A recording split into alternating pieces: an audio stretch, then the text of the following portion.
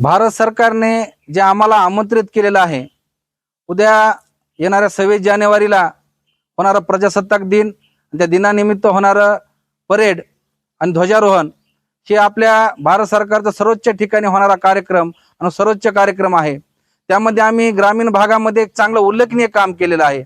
ग्रामपंचायतचा मोठ्या प्रमाणात विकास केलेला आहे। वेगवेगळे पुरस्कार ग्रामपंचायतच्या माध्यमातून आम्ही प्राप्त केलेले आहेत। सर्व प्रकारच्या सुविधा आम्ही गावासाठी या ठिकाणी उभा केलेल्या आहेत आणि त्या प्रत्येक सुविधामध्ये आम्ही सातत्य ठेवलेलं आहे।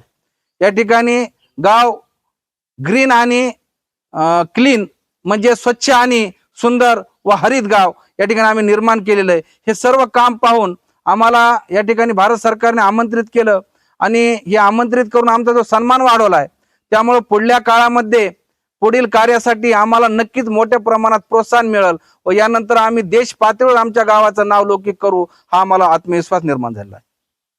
34 जिल्ह्यामधून आपल्या जिल्ह्यामध्ये जसे 1400 ग्रामपंचायत आहेत, तशा प्रत्येक जिल्ह्यामध्ये 1,500 ते 2,000 ग्रामपंचायत असतात। त्या ग्रामपंचायतमधून उल्लेखनीय काम जे करणाऱ्या ग्रामपंचायत आहेत, जसे की आमचं जे आवरगाव ग्रामपंचायत आहे, राज्यस्तरीय पुरस्कार प्राप्त असणारी जिल्ह्यातली एकमेव ग्रामपंचायत आहे आणि या कार्यामुळे आमच्या या ठिकाणी गावाचा त्यांनी निवड केलेली आहे आणि त्यामुळे आम्हाला त्याचा खूप आनंद आहे।